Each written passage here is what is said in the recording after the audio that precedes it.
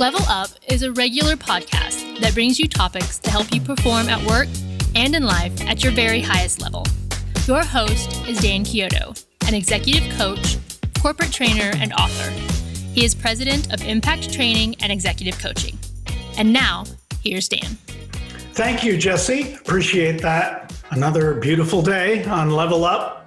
And today we have a special guest with us. You know, we're your link to lifelong learning, and it's so interesting to learn about different professions. Over the past months, we have probably seen a lot of TV shows or films, watching many different things. And it made me think about what goes into that. What goes into writing them, directing them, producing them, composing the music, all of that. What goes into all of that?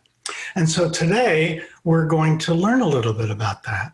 Our guest has produced a very successful film called Neon Days. And so my guest is a film producer, and Neon Days is getting a lot of attention right now. It has just been released, in September, and fulfills a dream of its creator. And many awards so far, too. Best Director for a Narrative Feature, Best Cinematography, Best Music. It's had 4 wins and 11 nominations during the festival circuit, and was picked up by Gravitas Ventures for worldwide distribution. So let's meet this film producer, Sheldon Maddux. Welcome, Hi, Dan. Sheldon. Thank you. Good to have Thank you man. here. Yeah, thank you for having me on. Yeah, this is great. This is great. We want to ask you all sorts of questions. We'll see what roads this leads us to. But Congratulations on your. Is this your first film? Yeah, it is. It's my first film. I was a camera operator for another indie film, and that was my first experience. And then it was from that I was like, all right, I think I can do this. So then I made Neon Days.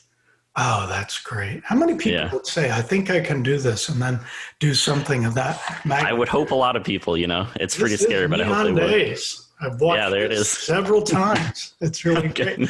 So once this is out, once you saw this and saw it on TV, so I'm first going to ask you, how did that feel? Relief, I would say, is the first thing that came to mind. It's a lot of work. It's a lot of stress. It takes up so much of your time, especially when you wear as many hats as I did. It just kind of becomes your life. It consumes you. So I think when it finally released, a lot of people were excited, and I was too, but it was more like, oh, finally, like now I can relax. That's great. Well, Tell me, how long did a project like this take?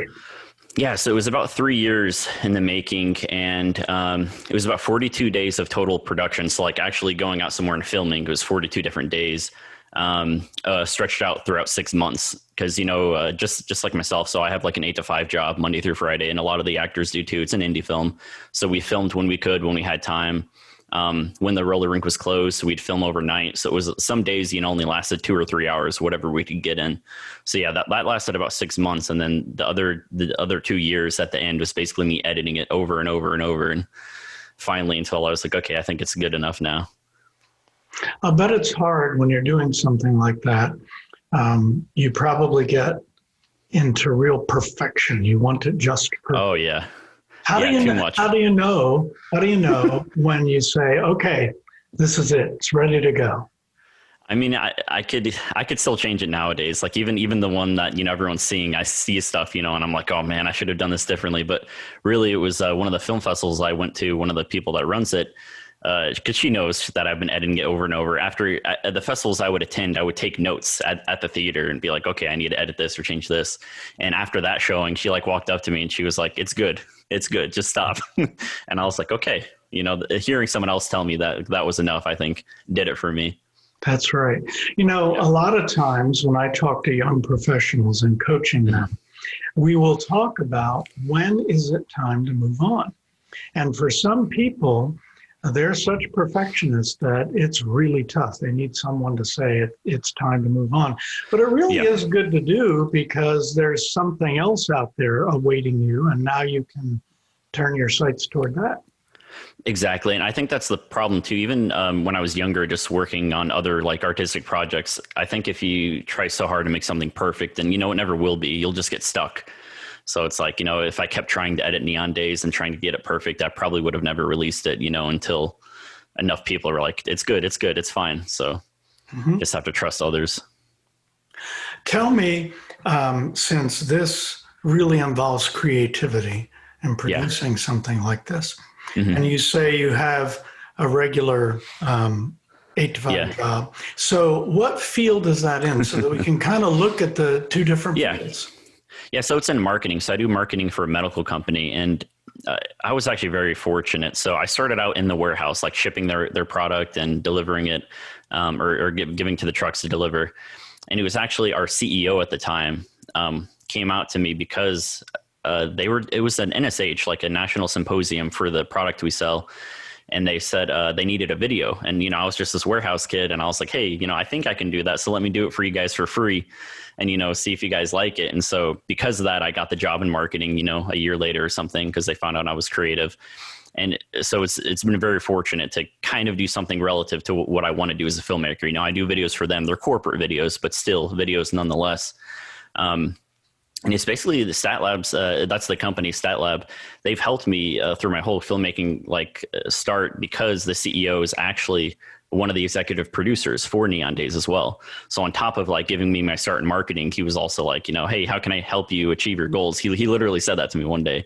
He was like, what do you want to do when you're older? And I was like, oh, I want to be a filmmaker. And so he's like, he helped me out, financially fund the film. And so did somebody else at Stat Lab. So, I'm fortunate that I work at a place that lets me, chase my dream, but also, hone my skills there, 8 to 5, Monday through Friday. I love companies like that will do that, because many years ago, companies pretty much wanted you doing what you do at that company, and that makes sense. Yeah. But it's so nice today. I find that a lot of organizations say that we want you to be successful here. We want you to have a successful position, do the right things. But we also know that you may not be here forever, which is true for a lot of people today. And that's kind of nice to know that they would allow you to maybe fulfill that future dream, right?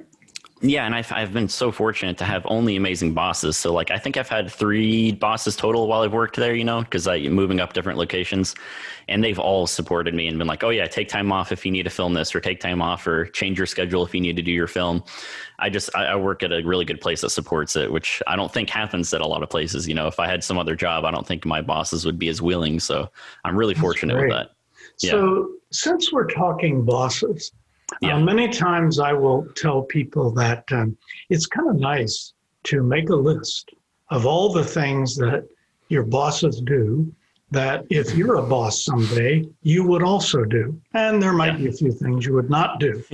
But let's look, you say that you've had 3 bosses. So not giving me names, but let's think about each boss and what's a positive thing that they bring to the table.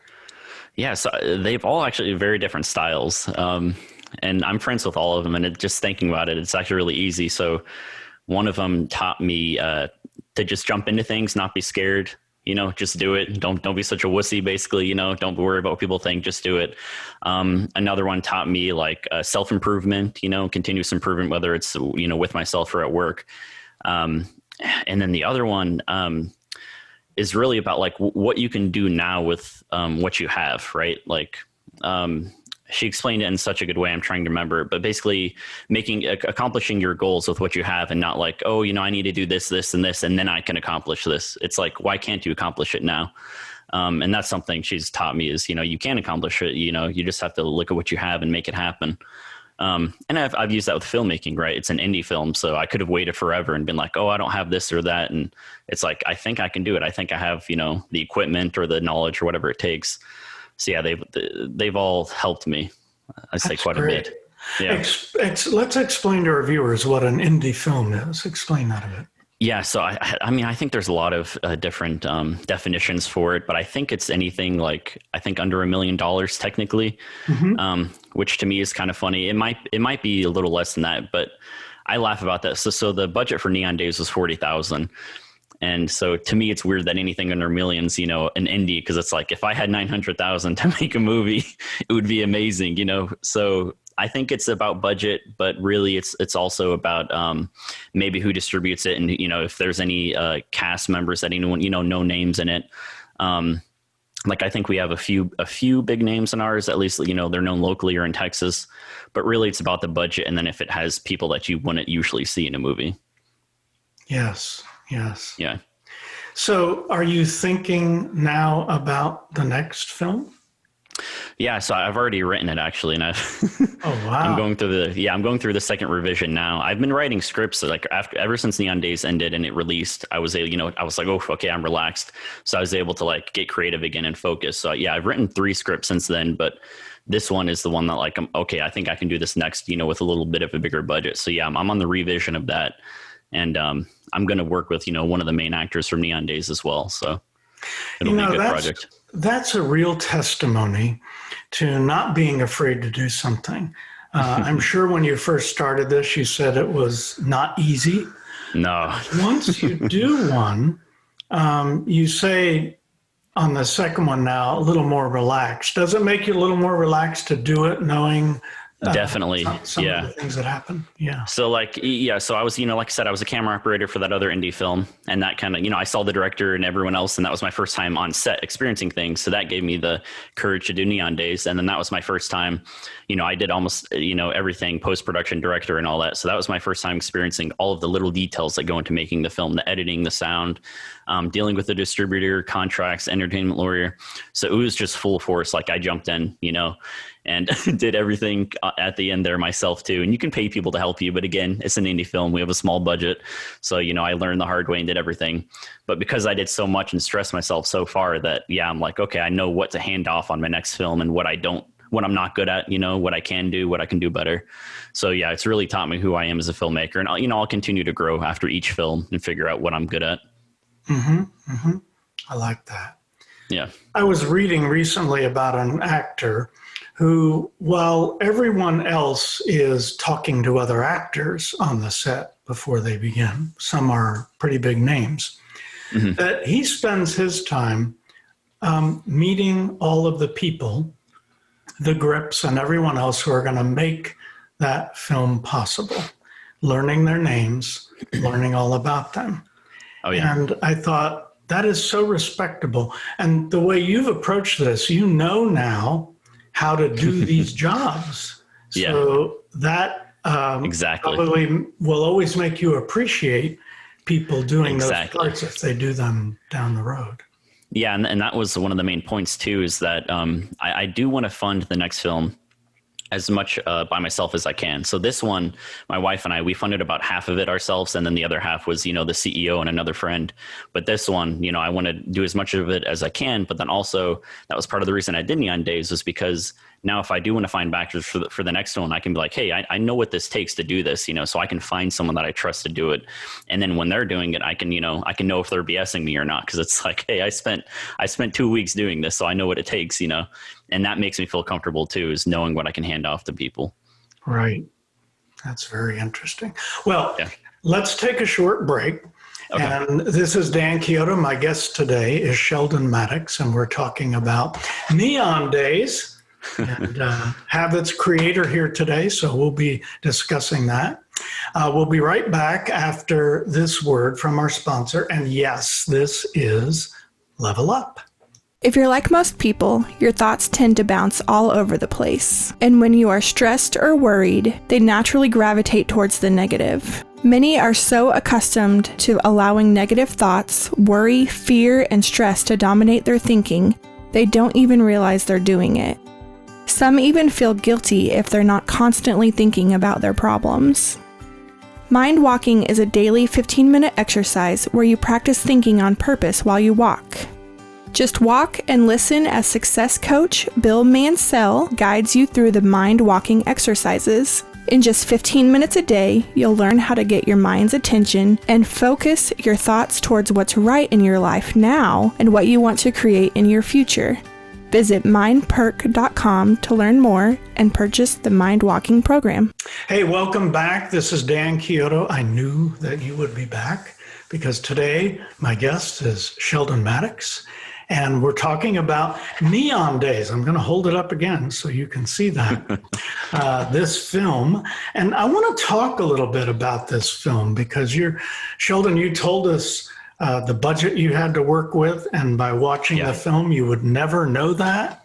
Oh, thank you. And so, I think that's pretty beautiful. I think sometimes we think that it's going to take so much more money to do something, and then we don't do it because we don't think it's possible.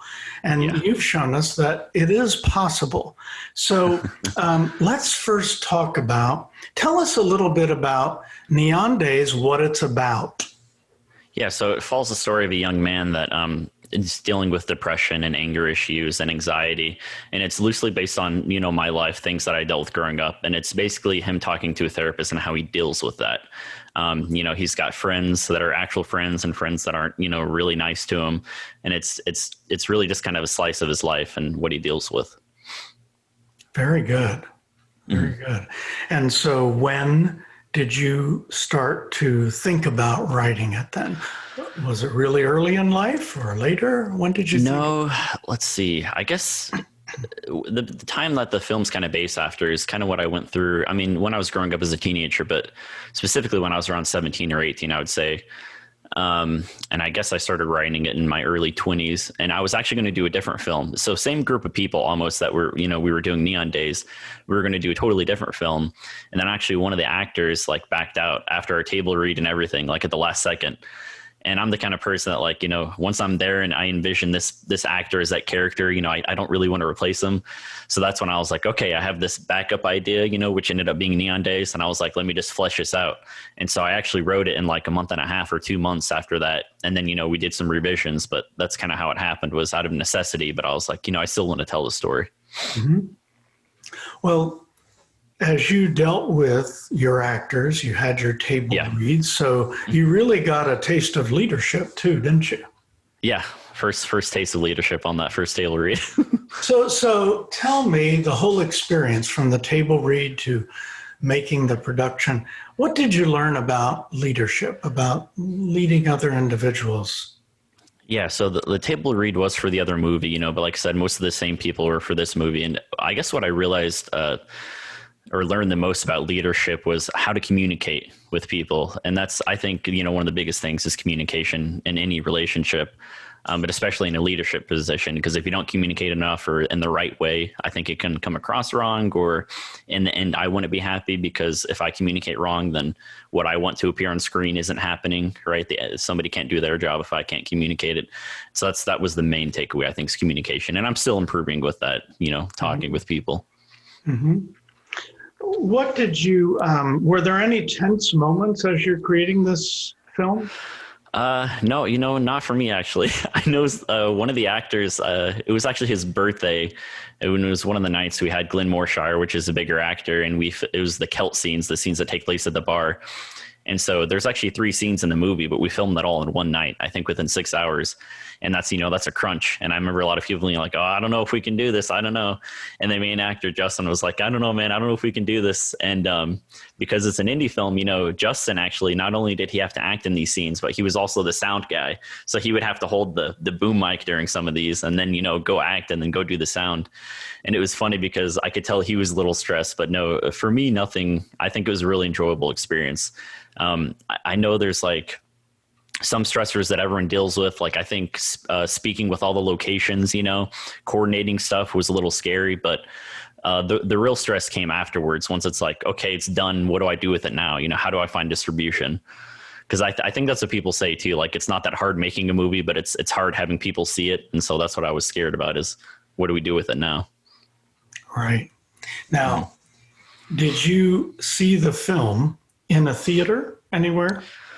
Yeah, so the first showing I saw was at the Florida, Man, the Central Florida Film Festival. And so that was at like, a real theater setting and in the big screen and everything. And the audience wasn't that big because, it was kind of a weird time, but they still reacted really well. And that was my first time seeing it on the screen. So, I was happy regardless.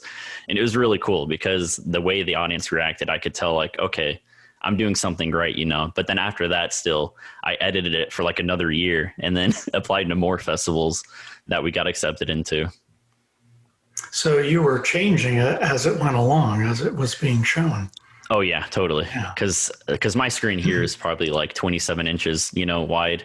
And so when you see it on the theater screen, you're like, okay, that was a little weird. I need to take that out. So I would see little things or hear sound effects and adjust it because there's a lot of those. And so it was really just trying to watch it as an actual audience member and not, as the person that made it and seeing what's weird and what's working and what's not. Sometimes there are little tricks that you use or things that it appears different to the audience than it really was. One example I think of is Alfred Hitchcock years ago when he wrote love him. The film The Birds, or the movie The Birds. And I read that actually in the one scene where the young lady was smoking her cigarette, sitting on a bench beneath the birds, all the birds are gathering. And they said that there were only 5 or 6 real birds. All the rest were stuffed birds just on the perch. And just because you have 4 or 5 fluttering, you felt like these were all live birds. That's what came across. Exactly. I kept watching that over and over again, thinking that was really cool, very interesting. Yeah. So any tricks in terms of what you had to do or little roadblocks you faced when you did this film? I guess the first one that comes to mind is, I don't want to spoil the scene, but at the very end when they're at the gallery and we see, Justin's character, Justin Duncan, his main character, and then Megan Harris, the girl that plays Sherry. So Megan actually, she wasn't able to be there until like an hour later. But if you remember that scene, we also have Eric, which plays the therapist. They're all kind of there together at the end. And she actually wasn't there till like an hour later. So I had to film like half of it showing them and then film her as if she was reacting to them, even though, Eric wasn't actually there at the time and she wasn't. So if you kind of remember that scene, there's a lot of people, but I filmed it half and half and kind of connected it in the middle. So, they're talking to no one off camera and talking to no one off camera. But when you watch it, it looks like they're talking to each other. Mm-hmm. And we'd never even know. No. Yeah. When I watched it, I was like, I did pretty good with that. That looks good. That is great. That is great. Well, anything else you want to tell us about the film or tell us about the experience? I guess I would say I kind of go back to communication, but that's I think the most important thing because, being a filmmaker is so important to me because it's my way of communicating with people. I'm not that good at talking to people, or at least I used to be a lot worse than I am now, because like the film follows the guy that has anxiety and depression. So if you deal with those things like I do, you're kind of a recluse and you don't talk to people. So I think finding something that you're really passionate about, that can kind of be your way with communicating with the world or with somebody. And so filmmaking is definitely my way of communicating, right? It's how I've made my friends, how I've met so many more mentors, how I'm following my dream. It's just a really good way for me to talk to people. And I think that's like so important. That's great. That's a good message. And I've been reading some information lately that says basically you can make all the money in the world, but if you aren't happy, then that's not a good thing. And exactly. Certainly if you can get passionate about something, that's where the happiness is. So exactly. Yeah. Wonderful. Thank you so much for sharing all your wisdom, Sheldon. I appreciate it. Thanks. Thank you for having me on, Dan. This has been great. This has been great. And to our audience, thank you for tuning in, as always. And you're going to have show notes for this episode. So you'll be able to take a look at the show notes and look at some of the important things that you want to highlight. And I would tell you to take something in there, do something with it. In fact, I'm going to go back to what Sheldon said about his 3 bosses that really meant a lot to him. The first one, he said, don't be scared. And in any of this and whatever you want to do in life, don't be scared. Give it a try. The second boss talked about self-improvement. That's what we do at Level Up. And that's certainly what you can do. Even having information like this about Neon Days can help you self-improve. And the third thing, what can you do with what you have? I think sometimes we think that we're limited, but are we really limited? I think that we can do it. So we're going to save you a front row seat for the next level up. And okay, Dustin, I think it's a wrap. Cheers. If you feel like this information was valuable to you, Dan would love it if you'd click the like button and subscribe to the channel. If you have any questions or thoughts about today's episode, please leave a comment. Also, if you're a first-time subscriber, be sure to ring that bell to be notified about future episodes. To learn more about what Impact's training and development can do for you and your business, visit impactbydan.com, where you can find more information about executive coaching, corporate training, keynote speaking, and much more. Thanks so much for watching.